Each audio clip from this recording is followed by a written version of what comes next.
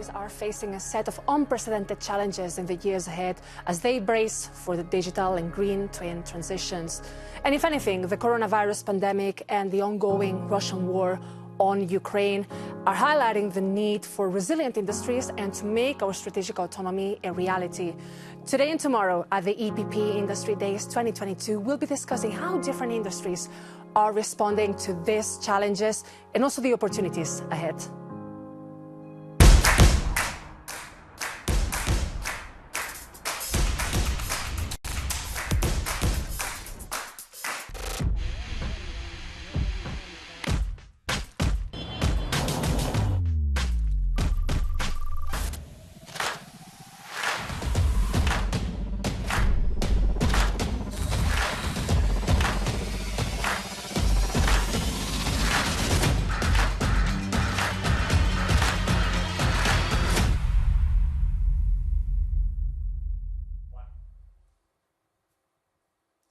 Good afternoon to everyone watching at the EPP Industry Days 2022, coming to you live from the European Parliament in Brussels.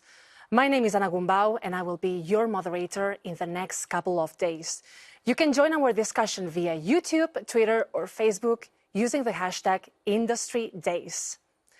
Today we will have a total of 3 panel discussions to kick off this EPP Industry Days and to address the many challenges and the opportunities that our European industries are facing. We will start by discussing how to maintain the competitiveness of our industry in the face of the digital and green transitions. Next up, we will dive deep into how the ongoing challenges for the energy sector are affecting our industries. And last but not least, we will understand better how Europe can achieve strategic autonomy for our industries. Before we move to our first panel, I am delighted to have with me 2 special guests in the studio who will introduce us to the topics that bring us together today.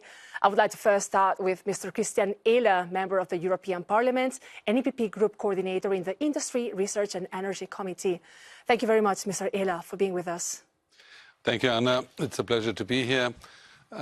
I think the purpose of what we are doing for the next 2 days is simply to put industry back into the center of our considerations. I mean, we are in the midst of global challenges. Had it been the supply chain crisis, had it been Corona, had it been this terrible war in Ukraine.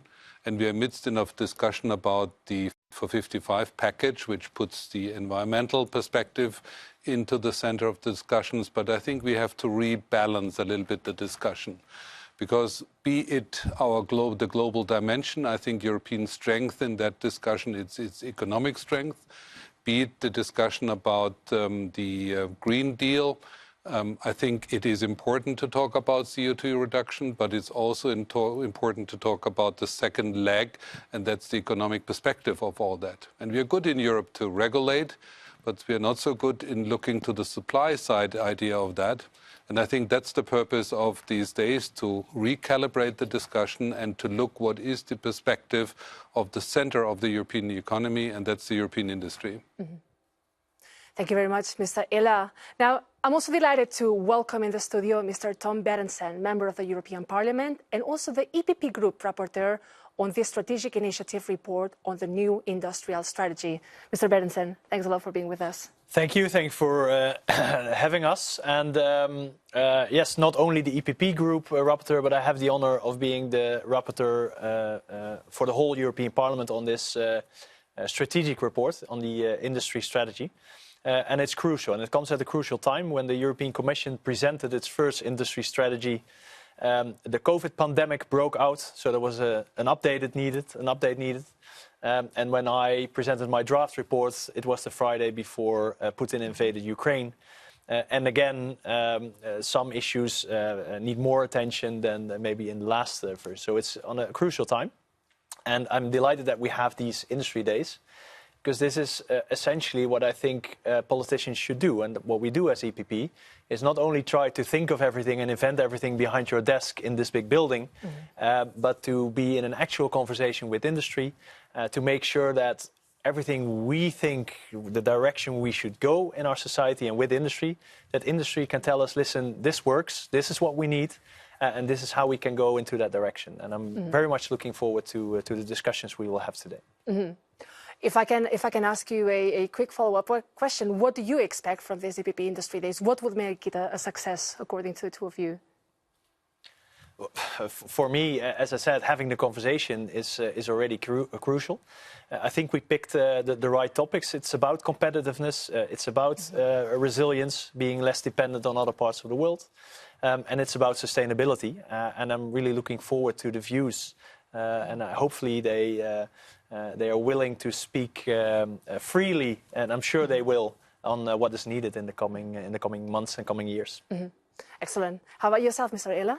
I think for me it's that how we put the Green Deal as a deal in the center of the discussion again. We want to know from industry what they need. We know how we would like to regulate. There will be intensive discussion about Fit for 55, but what about the deal? And I think that would be important to understand in this critical time what industry needs and not just what we want to impose on industry. Mm-hmm. Thank you very much, Mr. Ehler. Well, we're going to be moving shortly to the EPP Industry Days. As I said, we're going to have 3 interesting panels ahead. First of all, understanding a little bit better the interactions of the green and digital industries, then digging deeper into the energy specific context and how the different industries are coping with that.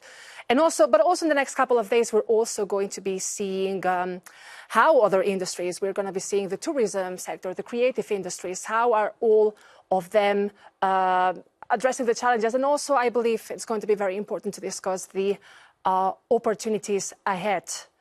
So that's it for this first introductory round. Let's kick off with the EPP Industry Days 2022. We're going to be starting with the first panel of the day, a competitive industry in the face of the green and digital transitions. See you shortly.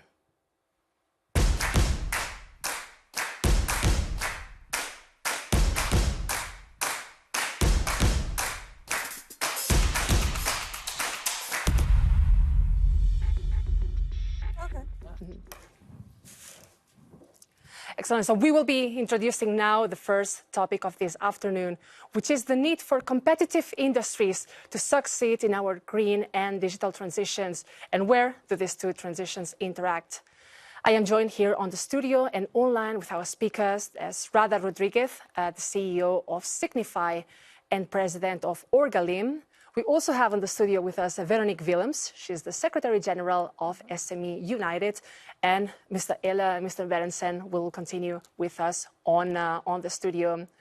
Now, I'm not sure if we have Ms. Rodriguez with us yet.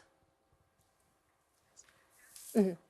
Excellent. So then in this case, we're going to be starting with you, Ms. Veronique Willems. So you represent the SME industry and the SME ecosystem, which makes the big bulk of our European companies. What is needed from your perspective to succeed in these two transitions, particularly in the context that we are finding ourselves in right now? Yeah, maybe first and foremost, already give you a bit of an idea of SMEs in Europe, crafts and SMEs in Europe. They represent 99.8% of all companies. That's a number that everybody is familiar with. What we would like to stress even more is that 93% of all companies in Europe have less than 10 employees. So that means that on average, a company in Europe employs 4 employees. That means the entrepreneur is working with their staff day in, day out, making sure that we can get products and services of high quality. And when the staff goes home, because the European Parliament voted a work-life balance directive, the entrepreneur can start diving into the legal elements that make sure that the company complies with those.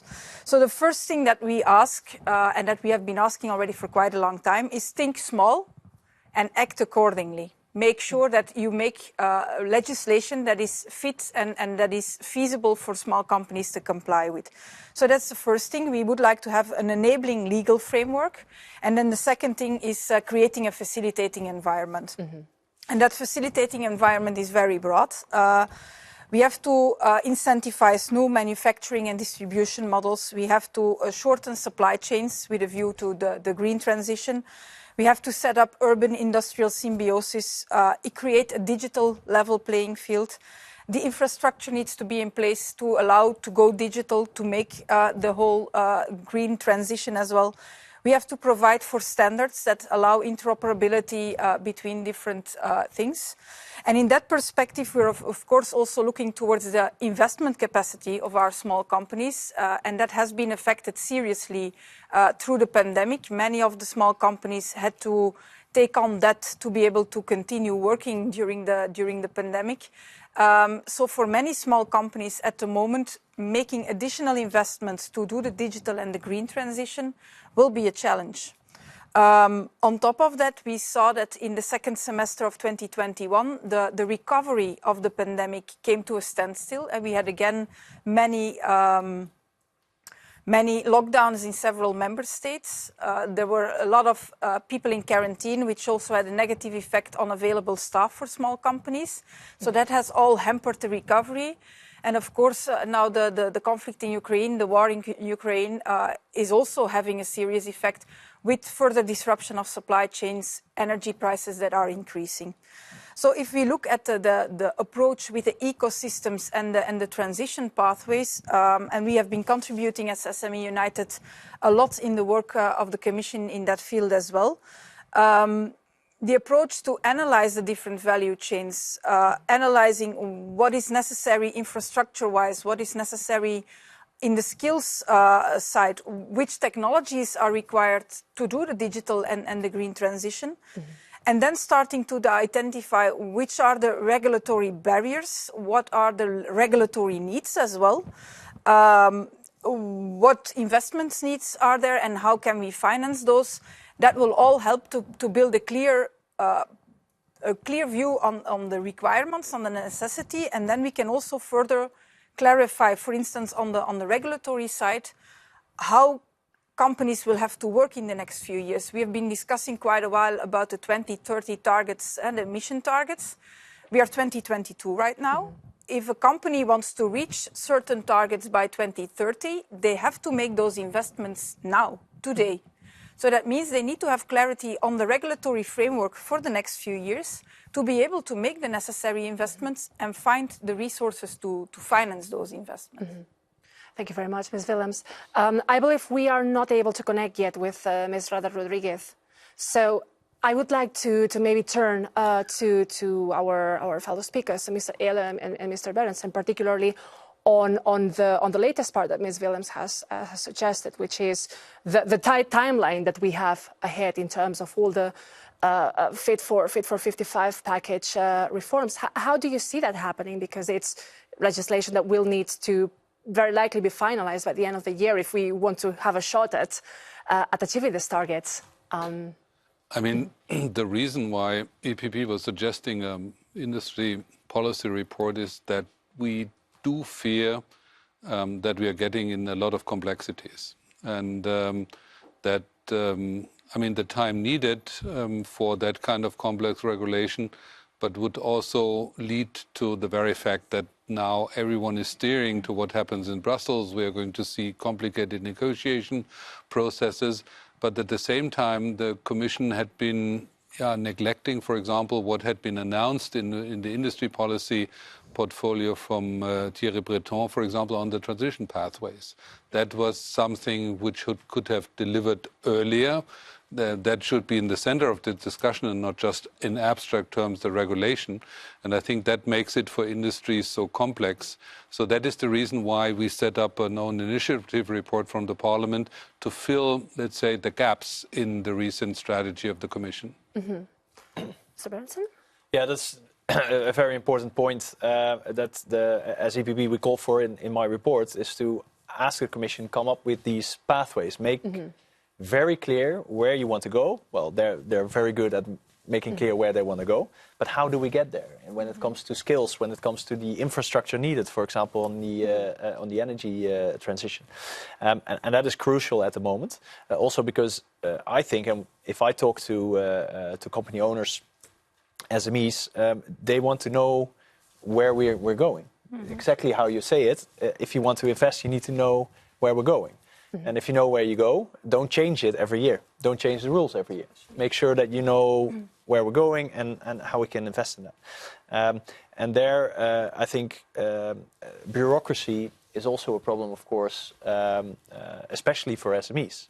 But I would like to hear from you, Madam Willems, how you look at that at the moment, because for us it's a search how, on one hand, make sure that we digitalize more, that we go through that energy transition. A lot is needed, but at the same time, we don't want to have any hurdles for SMEs, especially, to get there. And I'm looking forward to your views on how do we do that? How do we steer at one hand, but then at the same time make sure that we don't put up regulatory hurdles that make it for SMEs impossible to work. Mm-hmm. Well, I think you put the finger on the wound by saying that we shouldn't change the rules every year. I think now it's the time to really set the legal framework clear and then say, okay, this is the legal framework until 2030, 2035, so that companies know what they have to do, what they have to comply with, where they have to work towards, because it's not only complying with, there is also a certain urgency to do something. I think that has been very clear last summer as well in different parts of Europe, where we had the wildfires and the floods, etc., etc. So we need to do something. But we have to clarify which direction we have to go. That's one thing. Second thing is, indeed, as you mentioned, getting the pathways right. And we're working on that with the Commission. Of course, that also takes time. And for SMEs who are still recovering from the pandemic, and that isn't completely over yet, now being confronted with the disruption in supply chains, high energy prices, they have a lot on their plate. So contributing to the pathways, that's something that our organizations also have to take on top of all the other work that they have been performing. Providing that facilitating environment is also going to be crucial. Next to the bureaucracy, making sure that we collect best practices that have already been applied across the European Union, and that we see, okay, these are really practices from, for instance, SME organizations that worked well in member state X, Y, or Z. Let's take that to European level and try to support other member states in also adapting it to their specific situation and using it as well. That's also what SME United is doing. Providing and exchanging best practices among member organizations, and then seeing how they can facilitate and incentivize companies to make the energy transition, to go circular, to digitalize. That's something we have done already a few years ago. For instance, we are now also part of the corporate covenant of climate change and energy from the European Commission, where we will be exchanging with our member organizations what is already available at regional, local, national level, what is still required, how can we further improve, because that's also an important element. On bureaucracy, what I have been warning, or what we have been warning for in the last 2 years, is the whole reporting. You have the Corporate Sustainability Reporting Directive, you have the due diligence coming up, several other initiatives, taxonomy, sustainable finance. Those are all demands where SMEs will again be asked to report on certain elements. And what I fear at certain moments is that we will be reporting on things, but that in reality nothing will be changing. And personally, I think it's more important that we really make a difference on the ground tackling climate change, rather than making reports on what we potentially are doing or should be doing to avoid to halt climate change. So the whole reporting, and I know that the key message there is no, but it's not applicable on SMEs. De facto, with the trickle-down effect, big companies will require their small companies, their small suppliers to also make reports, and in that effect, it will have an effect and an impact on small companies. Banks in the sustainable finance at a certain moment will ask small companies to report how they are working, and hence it will have an effect on small companies and the administrative burden they're confronted with. Sure, because if we want to address emissions across the value chain, this will obviously also have implications for SMEs, right? And I believe that the key question here is to understand whether we can really address these many complexities without backsliding on the ambition and without backsliding on the objectives that we have set for ourselves. What's your take on this, Mr. Ehler? I think we would prefer to formulate clearly the ambition, the 2030 goals, to define to some extent the pathways, but to leave away a lot of the regulatory burden, and not just in abstract terms. I think we need thresholds. We might not be able to say till 2030 there's the threshold and there's no reporting obligations for SMEs, but there could be phase-ins. We should differentiate per sector. And I think that is not happening. I think with this one-fit-all kind of strategy, which is going to happen now, is very problematic. And what is even worse, and you had been mentioning that rightly, is I think that we are creating with the taxonomy another nightmare. That will be, for big companies, they will be able to cope with that. But I think if you're a small company and you have to go to your bank, and your bank is more or less driven by a mathematical approach and not so much a very differentiated approach, you might be ruled out simply because you mean even by reporting complexity to these banks. And that is something we're very worried about that. So we have to differentiate really about big industry and SMEs, and that is not in the proposals yet. And there we should be clear in the formulation of the ambitions, but being relaxed about the way to go. And I think that's really important, and that's not in the proposals yet. Yeah. And if I can add to that, there's war on the European continent at the moment. And if you look at the rising energy prices, if you look at rising prices, increasing prices in general of all kinds of components and products and raw materials, I think many SMEs, if not all, are at the moment concerned about the jobs they provide, the work they have. And I think it's high time that we focus on the things that really matter at the moment when it comes to the energy transition, which is crucial, and not then add a lot of other regulatory wishes that some have, in addition to what we're already currently facing, because we're facing a lot at the moment. And I think we should focus and not create a Christmas tree on additional elements for that, and especially not for SMEs. And what would be what really matters? Would that be getting off, Russian oil and gas, decarbonizing? What would in practice mean that? Yeah, in general, it means the energy transition becoming less dependent, but in effect, it should be the energy prices that decrease for everyone, for consumers, for companies. It should make sure that the raw material prices that we see at the moment, they're sky high, they're skyrocketing, and it's safety as well. And those are currently the most important points that are on the agenda and should be on the agenda of politicians. And that makes sure that we also keep the jobs of the future in the European Union, because that's what it's about. It's not necessarily about earning money. It's about making sure that people have jobs, that they can provide for themselves, that they can provide for their families. And that in Europe, we also produce, by SMEs and by big companies, we produce the materials and the products we simply need. For our economy of the future, and are not dependent on others. And those, I think, are at the moment crucial elements. And the focus should be on solving that and protecting our citizens there and protecting our SMEs there. And yeah, as I said, let's put a bit of less focus currently on all kind of regulatory additional elements that also put a burden on SMEs that are currently fighting every day to keep their company running.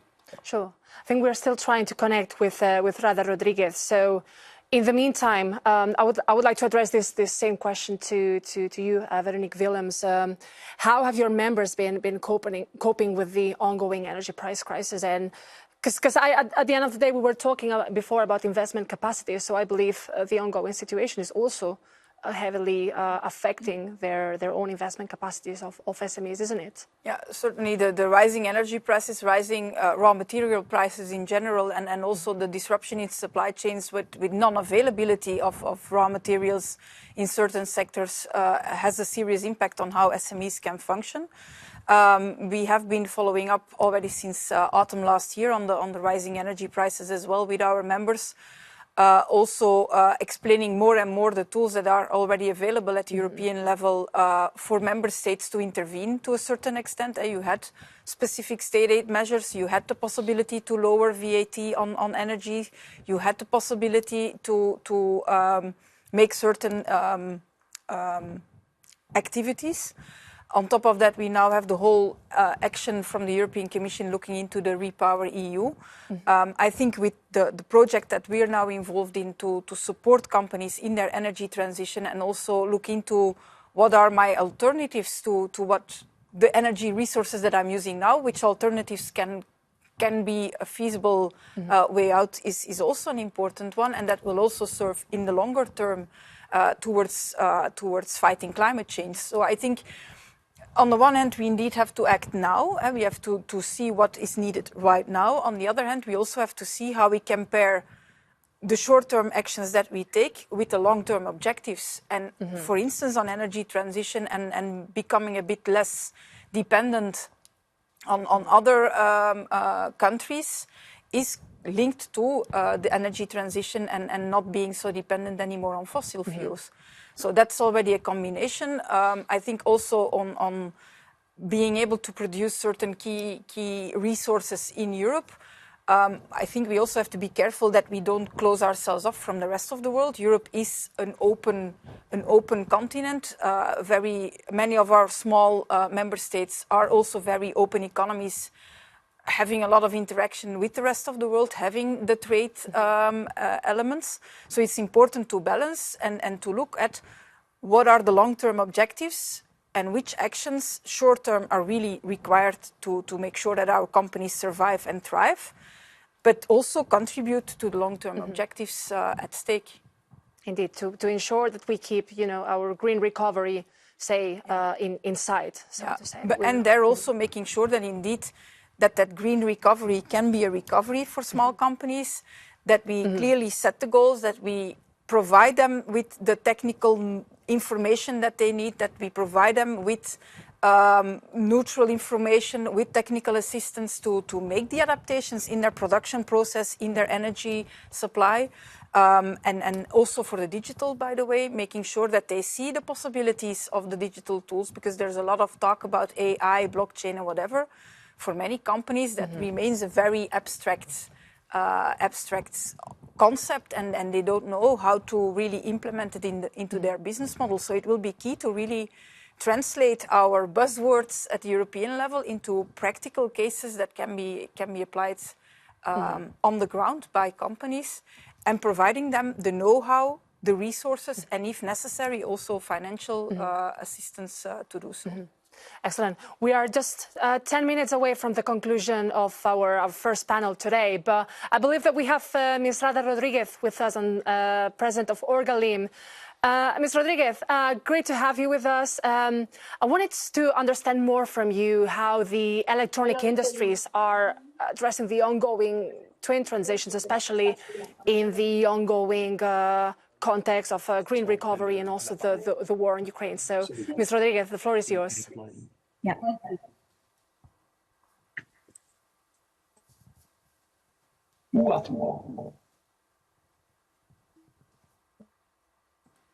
I think we can see you. All right. I don't think we can hear you, unfortunately, Ms. Rada Rodriguez. So let's go back to the studio. So I wanted to pick up on something that Veronique Willems has mentioned, which is the tools that we have at our disposal to cope with the ongoing price crisis. Do you think are the tools that we have currently at our disposal enough? What are the shortcomings that you see there from the perspective of SMEs? I don't think we will have enough in 10 minutes then. I think that what I already mentioned, first and foremost, it's the regulatory framework, which has also been acknowledged by Mr. Ehler and Mr. Berenson. We have to have a look at how we set up our regulatory or our rules, how we enforce them, how we implement them. We are still confronted that sometimes rules are implemented differently in different member states, are enforced differently in different member states. We have had the Think Small First principle in place now since 2008. What we see is that there's a lot of thinking and talking about SMEs, but that when interests have to be balanced, that small companies' interests still go down when environmental interests, consumer interests, or employee interests are also in the balance. We also notice a lot in the past few years that legislation is developed to tackle abuse by some players in the market. And then we get a catch-all legislation that then also has a serious negative impact on small companies who are developing in a certain sector. So that's also an element that we really need to take into account, and that's also why we've been saying the past few years as SME United, think small first and act accordingly, because it's not enough to think. Our small companies really also want to see action and want to see results. And there are many examples. I've already mentioned corporate sustainability reporting, the taxonomy, sustainable finance, due diligence.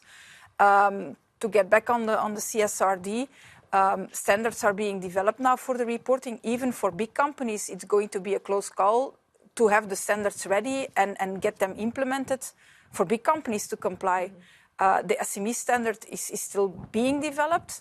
But what we fear is at the moment that big companies will have to comply with the legislation, they will ask their suppliers and their subcontractors to also provide them with information. And if the SME standard isn't ready, they will force their own big company standards to be also used by small companies. And then you completely are in a frozen situation, of course, or in a stalemate. Thank you very much. Yeah, and let's not forget that if we talk SMEs, when it's indeed maybe less than 10 people working there, who's going to do it? Who's going to fill out all the forms? Who's going to work with all the standards that are? I mean, that means they need all the time they have for their company and to do the actual work they're an SME for.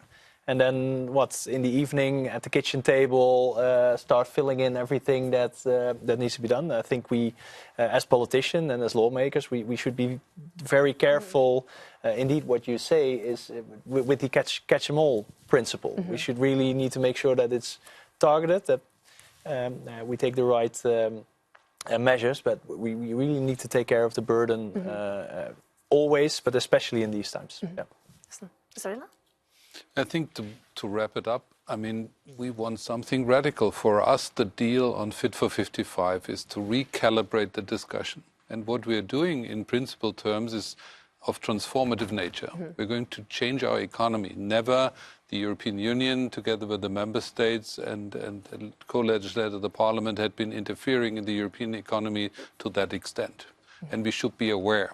It's needed in a way, but we should be aware what we're doing. We're changing everything. And I think what is, for us, part of the deal is that we want from the Commission and from the Council something like a regulatory moratorium. We really have to focus. If you want to achieve something revolutionary, transformative, like reducing CO2 by half, practically within a decade, less than a decade, concerning investment circles which are at minimum 5 years, 6 years, 7 years, concerning a financial market not yet prepared for that, because also the financial market is looking for the business case. I think we need something which is simply a regulatory moratorium. We don't need a REACH 2. We don't need eco-design directive. We want to have from the Commission and from the Council, we want to get to a common understanding that yes, Fit for 55 is the prioritative, the thing to achieve in that generation.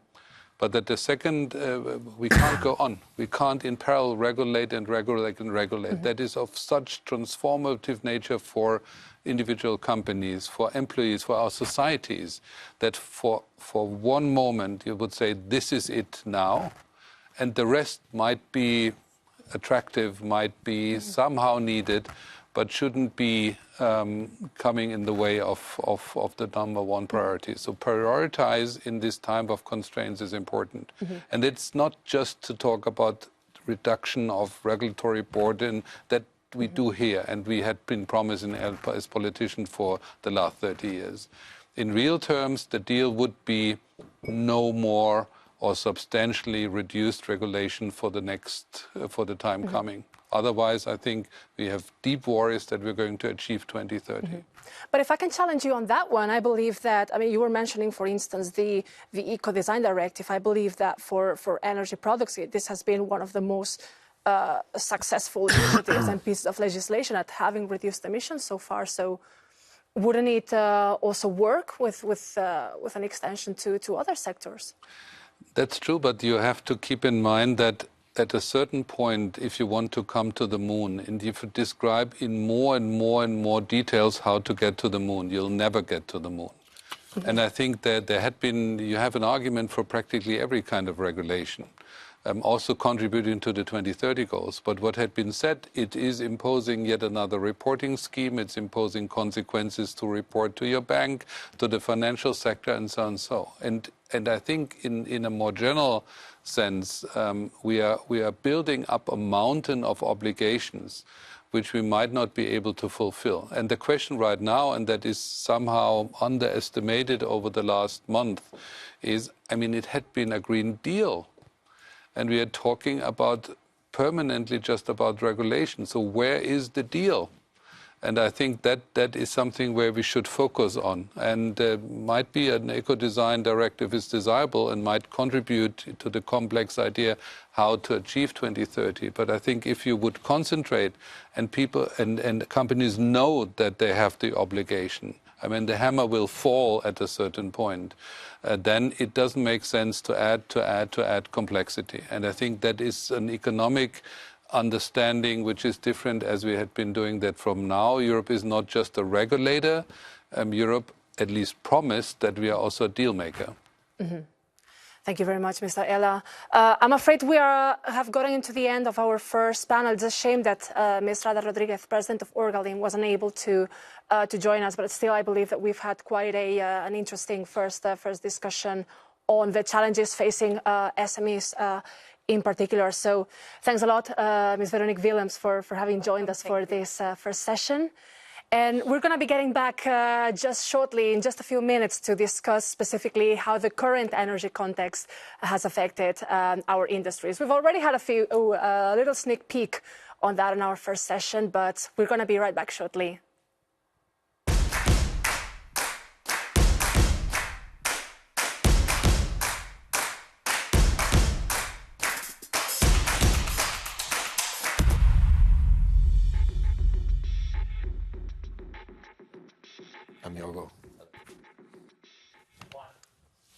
All right, so we are back for our second panel of the day. It's time now to discuss the competitiveness of our industry from an energy lens.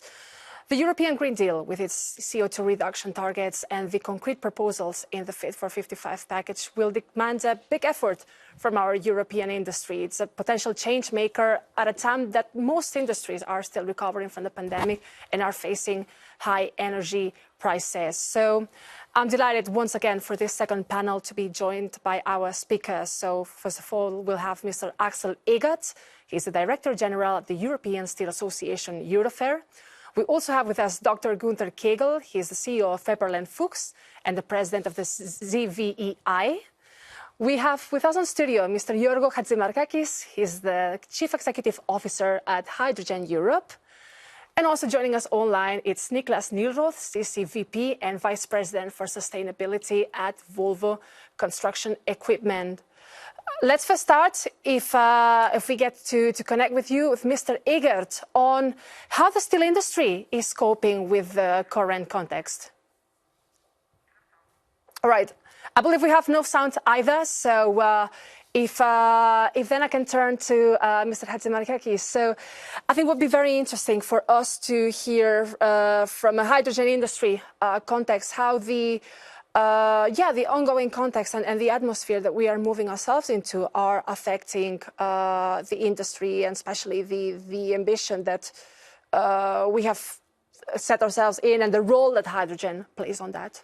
Well, first of all, let me thank you, the EPP, and Tom, your own initiative report here that gives European industry some hope that there is not only ideology, but also down-to-earth thinking. I think this is super important. I read, so to say, the drafts and the main ideas. And how is hydrogen connected? Maybe I can use the steel example. I would like to use the steel example because I know that Axel, my colleague from the steel industry, is joining in later. You can produce steel based on coke, coal, so the very fossil traditional way. But you can also produce, some call it green, some call it clean steel, without coke, coal, just with hydrogen that has been even renewably produced. If you do that, the product, a Volvo car based on steel, can be completely, it could in an ideal case completely be produced without CO2 emission. So that's fantastic. And this all works, but we need, of course, the right framework for that. So one important thing for the industry is first to understand the speed in other regions of the world. China has declared hydrogen as one of the 6 basic main industries that they really want to spur. I have to say, we in Europe, we catched up. We are there. There's a Dutch commissioner, Tom, who is really pushing very hard, and also the Commission President, who is really supporting the case of hydrogen. That's all fine. However, there are your colleagues here in the European Parliament, even in the time previous legislature, that want to put some bottlenecks. Christian, in the previous panel, you mentioned the complexity. There's a delegated act which asks us to prove additionality of renewable sources every 15 minutes. Now they are discussing every hour.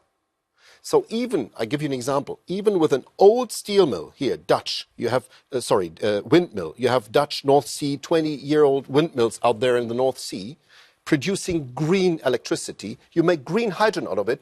No, it's not eligible. It's not counted as green. These are the complexities that kill us, because you don't have this in the US, you don't have this in China. And that is why we need not only the targets, which is okay, but we need also a fairness. So basically, I turn back to steel. If you take this green hydrogen from the Dutch windmills out in the North Sea, you produce electrolyzer hydrogen, green steel with it, not accounted as green. If you take the same steel company that needs to melt scrap with coal-based electricity, is counted as green. It's true what I'm telling you. This is not working. And this is not how you can compete with a European industry worldwide. Am I entitled to say one last figure? Please go ahead. So the war in Ukraine, Tom, you mentioned it, has changed the view on it. We had, on one hand, hydrogen center and core of the energy transition that came with the pandemic.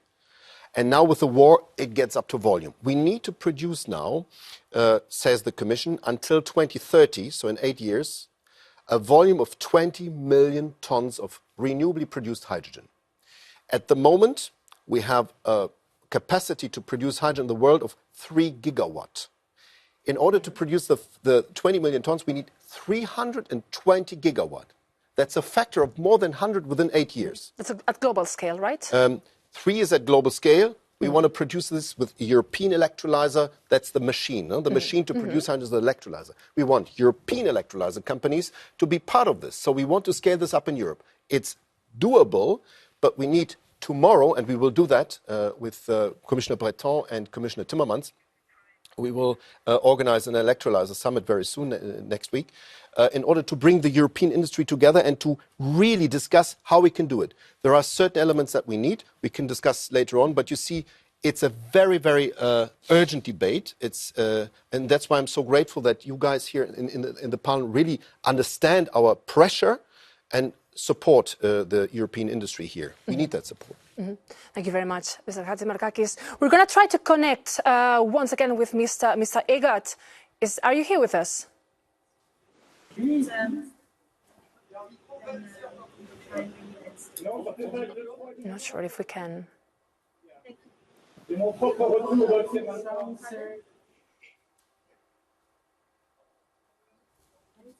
I think. All right, then let's move on. I think it would be very interesting to hear from both of you, Mr. Ehler and Mr. Berenson, some first reactions on that, on the specific role that hydrogen plays in across several other industries. So how can we make sure that our big objectives that we have placed ourselves can happen? Brutal simplicity. I mean, we need an amount of hydrogen unimaginable a few years ago. I well remember when we started in the research program of all to think about hydrogen, about the ramp up of hydrogen. And I think the advice what we got then from the expert is you will need an amount of hydrogen that is unprecedented, and you will need all the flexibility, and you need it all. You need blue hydrogen in the very beginning. If you put yourself any obligations, if you get in the complexity of inter-service consultations, fighting interests, if you put too much obligation on that, you're not going to reach that. And I think that is related also to the question we need infrastructures. Yet again, if you look to the gas package, for example, I mean, Jorge had been just relating to the recent regulation, but now we have an infrastructure and a gas package on the table, which is practically not taking up what the Commission had been envisaging by its own instrument. I mean, we had formulated a hydrogen backbone. So what is the minimum we need as infrastructure in Europe? We will see IPCIs, we will see big projects in member states, but we need it all. We need the gas pipelines refurbished for hydrogen. We need it also to be connected to all the member states, because otherwise we concentrate just in a few. So I think to bring that all together, you have to be brutally honest. If you overcomplicate that, it doesn't work. And if you idealize it, it doesn't work. So in the beginning, we might need blue hydrogen because we need any blue hydrogen. In the beginning, for example, we need to refurbish the gas infrastructure. But what we are seeing now is an unbundling discussion. So that's a regulatory, very complex discussion about whether we do vertical or horizontal unbundling, whether we want to create a completely new hydrogen market, completely separated from the old gas market. That's ideology. If you want to get them invested into refurbishing, for example, the infrastructure, you can't ask them to sell them the assets in 2030. So I think what happens right now is that due to the complexities of different DGs related, the member states, industry interests, and so on. So we create more and more something which is too complicated. I think to define the ambition, to define the infrastructure we need, the amount of hydrogen we need, to clearly open up that for all kind of technology solutions, not to muddle into ownership questions, for example. I think that is needed. And we have too much which is coming from the past. For example, the unbundling discussion is the discussion of the 2000s, you know, when on the electricity market it makes sense. But now that is simply ownership of gas infrastructure. It doesn't make any sense to throw us in a complex unbundling discussion. And I think that is to focus, to concentrate. And I well remember when the Commission was using this landing a man on the moon kind of metaphor. The Americans didn't land it on the moon because they were all too descriptive. There was a president saying we want to have someone on the moon within that decade. And then whatever it takes, all the flexibility and funding. And I think what we are doing now, we are falling back in the dark age of complexity in a way. And that is something we have to get rid of. And this is this ideology-driven kind of micromanaged idea of that is our proposal, this is that proposal. And I think Fit for 55, that might be the last sentence. I mean, we have to admit, if you look to the Commission and the way we are doing politics, we weren't well prepared for that, because inter-service consultation doesn't relate to the need of a streamlined politics. It relates just to make sure that not an interest of one DG is somehow affected by the whole proposal. What we're doing is more or less, for the first time, we are steering a whole economy in Europe. And by that, it just works if you simply look to the ambition, prioritize, and that is something we have to make sure. We are still trying to connect with our online speakers. Unfortunately, we are not able to connect for the time being. So thanks a lot to all of you for your patience and apologies. I mean, we are still getting used to this whole hybrid environment in our event. So I think I can allow for a quick reaction from Mr. Berenson. If I could ask a question, because essentially what we do today is what is needed when it also comes to the hydrogen economy, because we have a huge ambition. And what you do once you define that ambition, you sit down with the industry and ask them, and what do you need to reach that ambition? And that is what is necessary. So it's good that at least those kind of conversations are planned.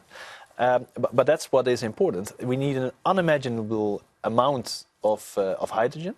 But what we also need is that all kinds of industries and all kinds of sectors are able and willing to start using hydrogen. So it needs to be affordable as well.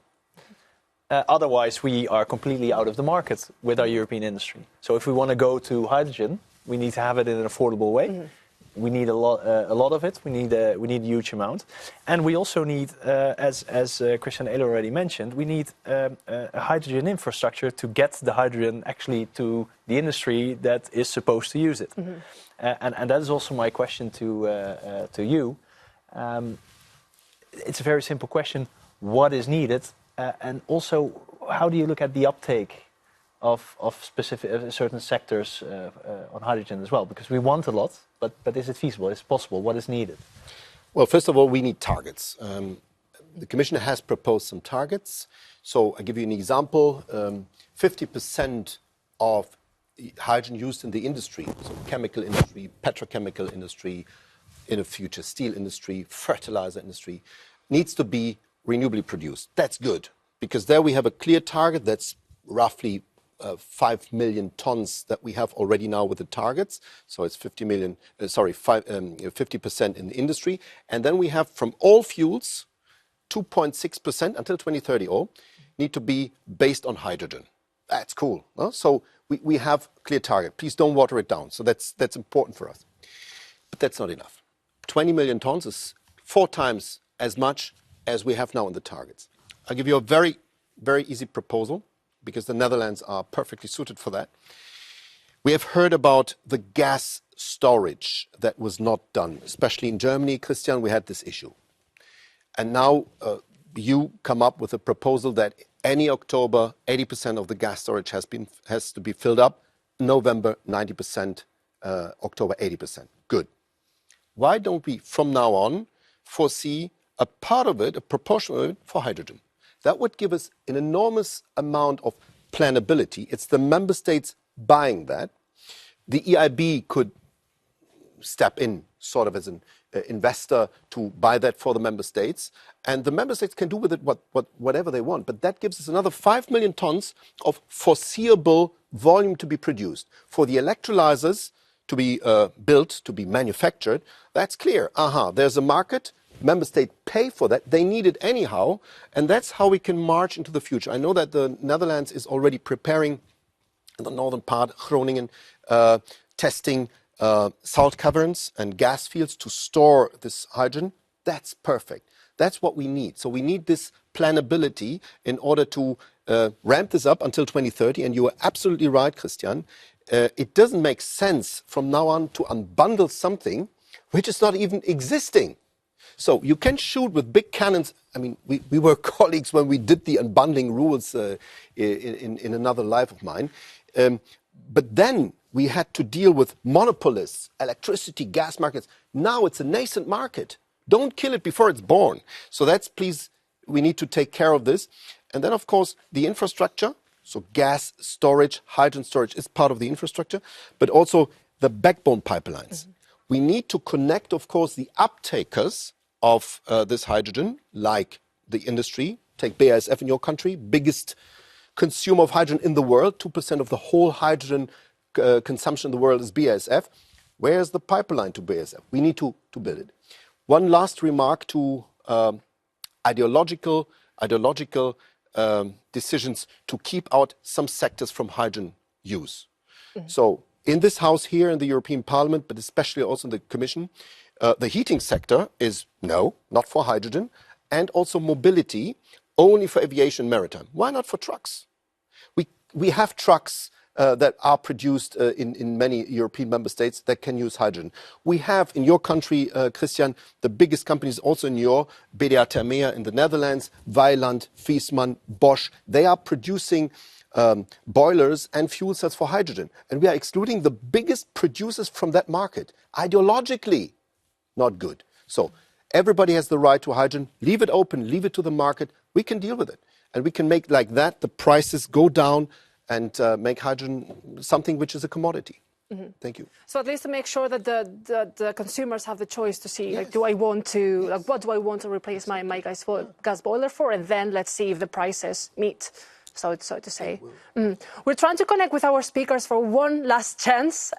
We hope that we can manage in the 10 minutes that we have remaining. But in the meantime, then I think I can follow up with one question, which is we've been talking around gas infrastructure, but I don't think that that everyone is clear that that we can retrofit, that we can adapt our gas infrastructure to meet particularly our green hydrogen needs. So I'm curious to hear what's your take on that.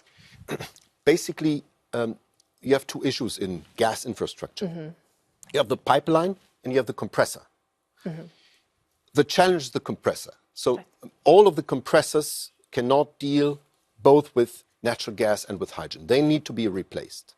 And they can be replaced. And this is a new industry, by the way, for Europe. Huh? So this is a new industrial sector, like the electrolyzers.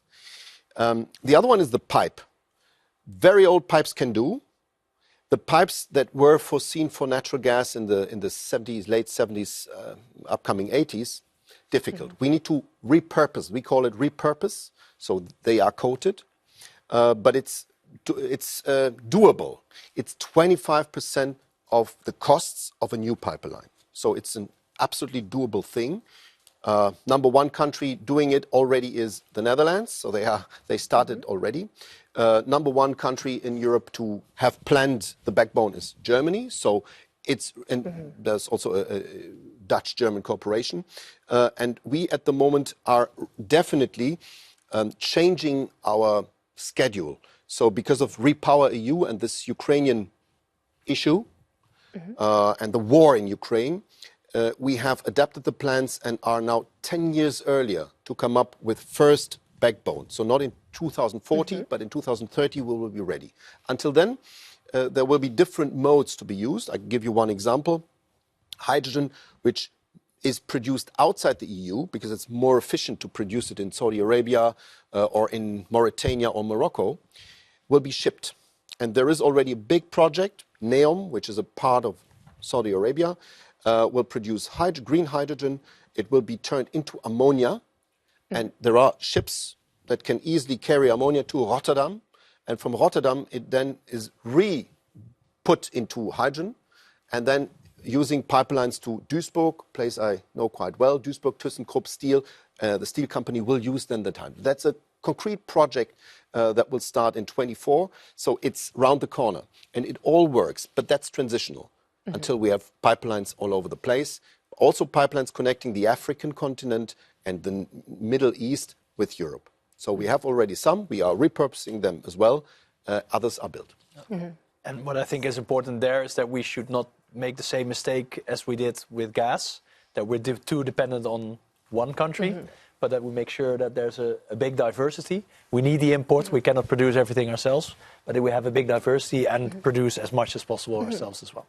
Right, and I mean that ties in very nicely with one of the last questions, perhaps the last question that I wanted to address in this 5 minutes that we have remaining, which is how do we get this supply of hydrogen? So I mean, I believe that the European Union's plan intends to partly to produce the hydrogen within Europe, but then we're also relying a lot on our neighboring countries. So I'm wondering that in the context that we are at the moment, is it time to step up our energy diplomacy efforts with third countries?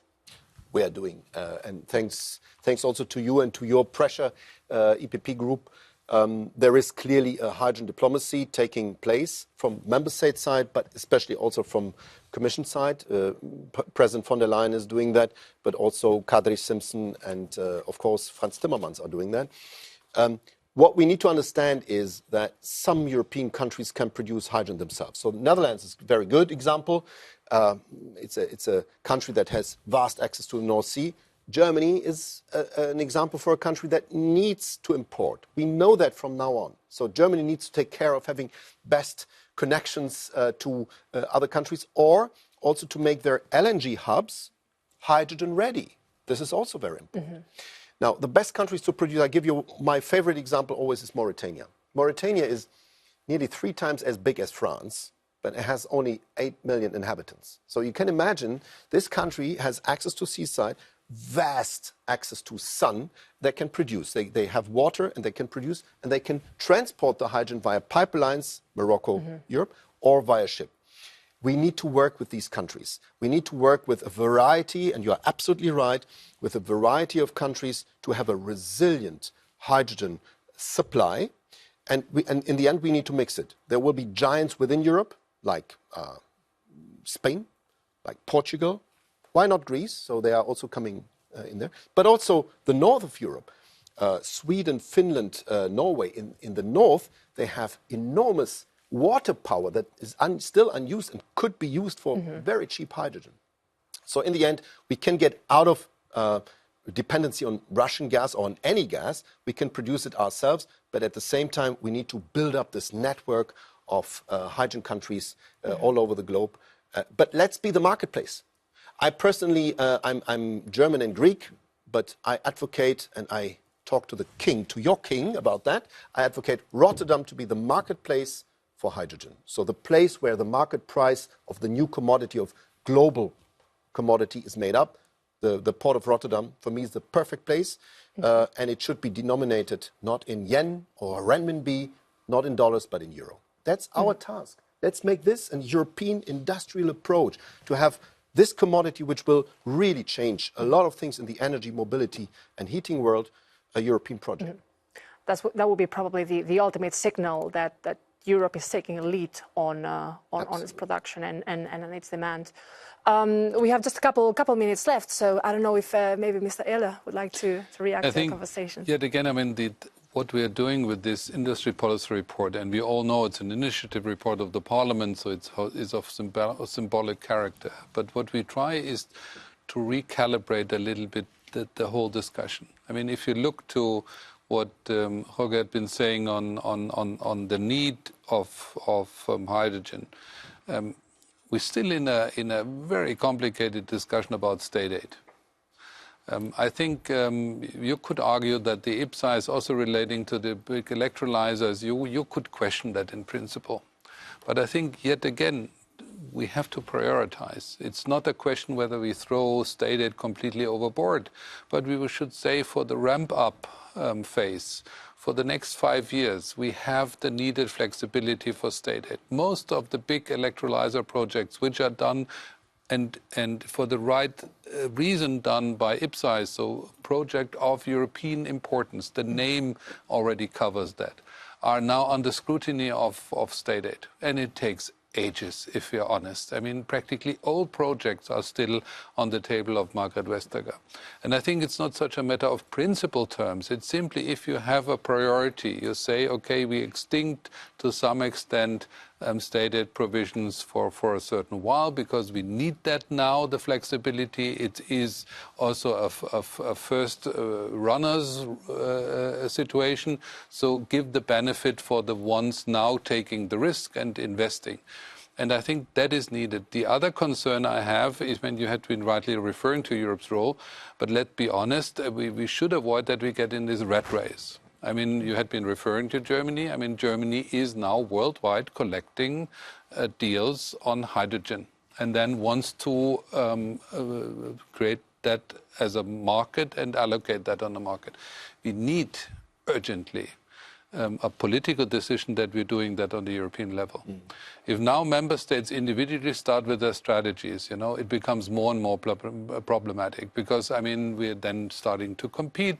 We have different interests. I mean, there's underlying industrial policy interests that I think we need a principled decision in Europe that this is Europe doing that. And the diplomacy question, I mean, we had been starting with that a few years ago on some occasions in the research program, where we had been trying to connect with the African Rim states and so, but still, I mean, there's a lot of rhetoric, but there is not a principled decision made on the common market. Do we do that together, or do we do that on the member states level? And the second thing, this is not just Europe. I mean, this is the Chinese. Sooner or later, it will be other parts of the world competing about hydrogen. And I think we should be aware that yet again, we have to prioritize and we have to speed up. And I think that is the purpose what we are doing. We want to orchestra, we want to frame a little bit this variety of individual regulations, political announcements, and to frame it and in a way that we are saying this is beneficial to the idea of the Green Deal. And yet again, this is not just about the regulatory question. It's about, as Jorge had been rightly saying, about creating markets. And if you, for example, extinct from the housing sector hydrogen, you're not, I mean, what's the deal about that? It should be technology open, and we should create a market and not extinct certain energy sources from a market. And that is, I think, what is really needed, that we re-emphasize what the commissioners had been saying themselves. It's a green deal and not a monster of a green regulation. Mm-hmm. Can I just say Please, thank you for this own initiative report? You said it's symbolic. I would say don't underestimate it. It's even more. I mean, we can see already that there's made a distinction between certain technologies. Yes, in the Netherlands, in some member states, hydrogen is put high.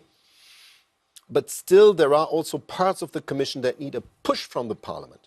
And I have seen basically the right messages. I really wish this document becomes adopted by Parliament, and it will give a push to the Commission. I'm absolutely sure, because there are still some people who are doubting. It's understandable. I mean, even the Commission is not a one-block thing. It's many different thinkers. So we need this paper. So thanks, and we would support with whatever we can, but I think it's in good hands, so congratulations.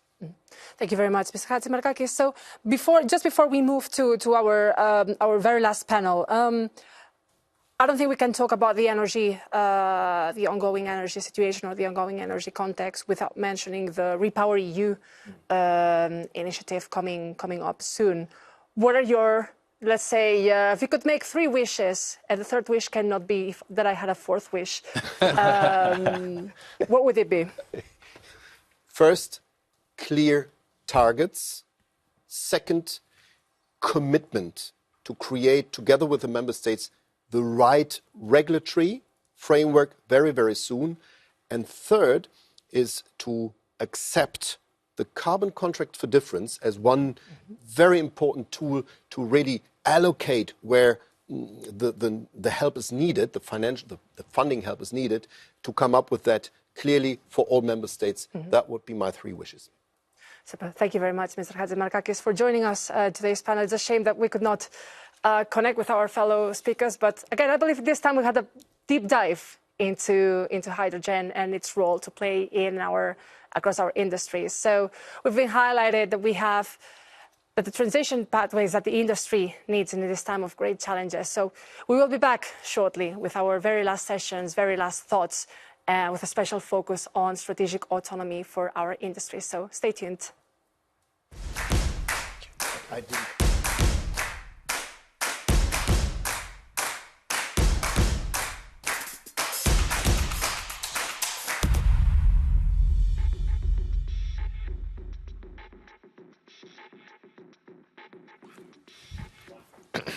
All right, so we are moving to our last session of the day, which is on the crucial topic of the strategic autonomy for our industries. Already before and during the coronavirus pandemic, it has become apparent that supply chains for our industries have been too dependent on third countries. And we will dedicate these last minutes that we have on how we can get a step closer to our desired strategic autonomy. So we will have a last panel of speakers from across sectors. For instance, we're going to have Lars Reger. He's the CTO of semiconductors company NXP and the CEO of NXP Germany. We're also going to have Valentina Daiber. She's the Chief Officer for Legal and Corporate Affairs for Telefonica. We're also going to have with us Kristina Sermuksnite Alesiuninen, the CEO of Agri-Food Lithuania. And last but not least, Jon Lezamith Cortázar, the Global Head for Public Affairs at Siemens Gamesa. So I hope that we can connect with our first speaker, Mr. Reger of NXP. I believe that we still have troubles with the sound. So as we try to sort it out, I think I'm just going to turn to our on-studio guests today. And I think it would be interesting to start with you, Tom Berenson, given that you have been the EPP Group's rapporteur, lead MEP for the report on strategic autonomy. Could you talk to us through a little bit on what are the main issues that you've wanted to raise in the report, main highlights, and especially, I believe it's come under quite a particularly challenging context. So if you could also talk to us through it a little bit. Yeah, no, I absolutely can. Strategic autonomy is, I think, a very important concept. It means being less dependent from others. And we saw it already in the corona pandemic, the COVID pandemic, that for medicines, for medical supplies, medical instruments, we were already dependent on other parts of the world. And in crucial situations, you don't want to be that dependent. We also see it now when it comes to gas from Russia. Essentially, as European Union, you don't want to be blackmailed for such an important thing as your energy consumption and your energy production. But also, if you look at essential elements of our economy of the future, when you look at computer chips, for example, we've seen complete factory lines being shut down and being closed because there were no computer chips available. That's crucial for our economy of the future. If you look at batteries, we're not a big battery producer in Europe at all.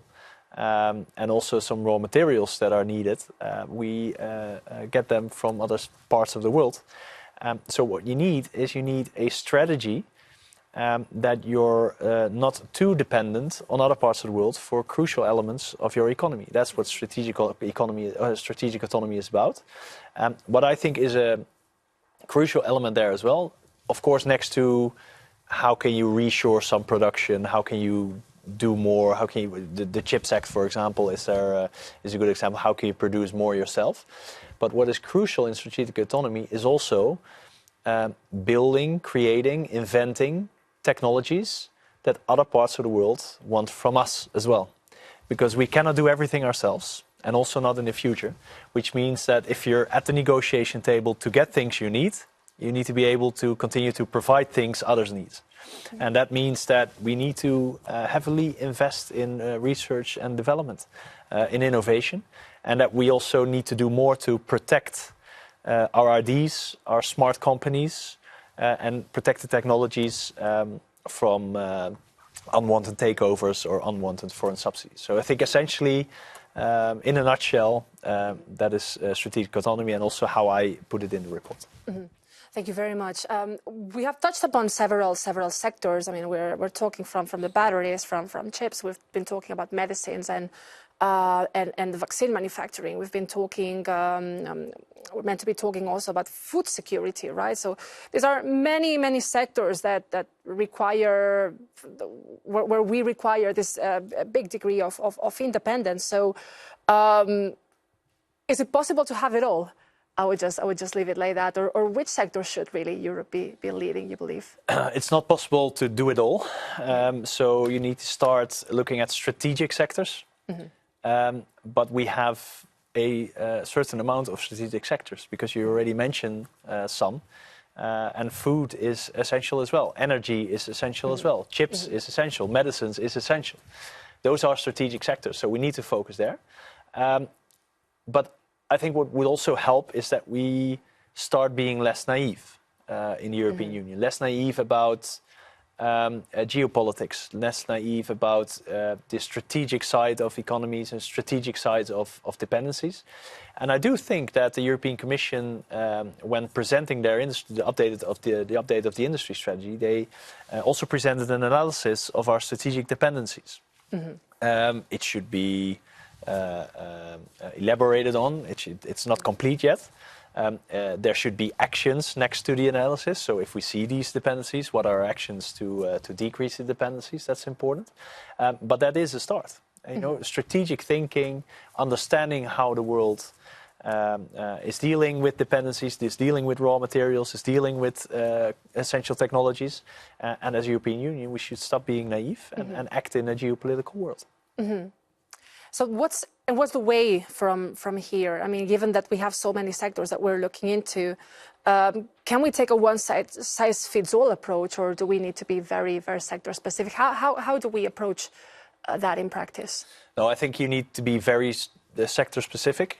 The chip sector is completely different than, for example, the food sector. Both very strategic. In the chip sector, we do have some essential companies in the whole global supply chain. For example, ASML, the one who provides the machine to produce the most advanced chips. We have some very good knowledge centers in the European Union as well. Some good, but the production, the vast majority of the production of chips is somewhere else in the world. So we need to attract production back to Europe. And make sure that in the new generation of chips, Europe is leading. When it comes to food, it's a completely different situation because we have the most advanced technologies to produce here in Europe. But we need to be aware of that, and we need to be aware of our role there as well, and also be very careful, especially at this time, in this wartime, to put additional burdens to the agricultural sector while we need them to produce food for the world at the moment. And I'm also always a strong believer, and it's for the food sector, but in any sector, that if you want to be leading in technology, you have to have the companies yourself as well, because that's where the innovation takes place. So I think that's crucial. Yeah. And in my report, so the approach should be look at the sectors, what is strategic, and what are the transition pathways, what are the dependencies, and we, as I said already, we should be less naive. Indeed. Mr. Eller, what are your thoughts, especially from the perspective of tech industries, from energy? How do we tackle this strategic autonomy? I mean, it's, from my point of view, one of the most complex economic and political questions we're facing, because we thought somehow after the end of the Cold War that, let's say, open markets, globalization would go hand in hand with democratization. And first of all, for the first time, we are realizing that in the case of Russia, but even more in the case of China, the state-driven economy have their own perception of that. And that doesn't mean that globalization is part of their political agenda necessarily. It's just part of their political agenda if it fits in their interests. And I think what makes it so complicated is, first of all, to identify really what is strategic important. I mean, we won't be self-reliant anymore. We can't be falling back. I mean, even in the 19th century, that hadn't been working. The 20th century was changing that completely. So there is an interdependent world. And the question is it just an economic question, or is it also a political question? In political terms, I mean, you can't envisage really complete strategic autonomy. That would kill global economy. We would fall in a dramatic recession. I think what we have achieved in terms of our way of living in the end of the 20th and the beginning of the 21st century is really based on globalization. Although it's not highly popular to say that in these days, but it's economically true. So what we need is a term of the Cold War, and that's the plausible threat. So that's the level of autonomy you have to achieve, not to be dependent, and show the other, if he goes on with that kind of game, you could act differently. And I think that is hard to judge, and we have to recalibrate a discussion which had been just depending on costs. And it had been just depending on the idea that the industry is practically doing that on their own. I mean, after the Cold War, we hadn't a public discussion, a political discussion about strategic autonomy. That was seen as the private sector, more basically cost-driven. Basically, Pareto did so that theoretically in the 19th century, produce where it's the cheapest to produce and exchange these kind of products. So on strategic economy in more practical terms, on the chips, for example, I mean, I think we should look to the sectors where the public sector is actually stipulating technology developments. I mean, it had been the internet, it had been the chips market where heavily public investment did make the pace. And we have to identify these areas where, on the one hand, it works, because we should be aware it's a very costly game. We're talking now about something like 40 billion in the first rush for a strategic economy on chips. I mean, more realistically, the Americans are considering 300 billion, something where they might achieve from a much more solid position some kind of strategic importance. So we should understand that it's a very difficult discussion technology-wise, economically and politically. And what we can achieve is what I would see as this plausible threat. And we have been recently in discussion with the American counterparts in Congress on the security of Taiwan. And they had been rightly saying, I mean, looking to your dependence on chips, it shouldn't be the Americans protecting Taiwan. It should be European ships circling around Taiwan, because if the Chinese taking over Taiwan, it's your problem. And that's exactly where we are. It's a triangle between politics, economics, and technology development. So thank you very much, Mr. Eller. Well, I'm afraid that we won't be able to connect with our online speakers, so we're going to have to wrap up the discussion some 15 minutes earlier. So thank you very much to all of you again for your patience, and we'll be back shortly with the closing remarks of this first day of the EPP Group Industry Days.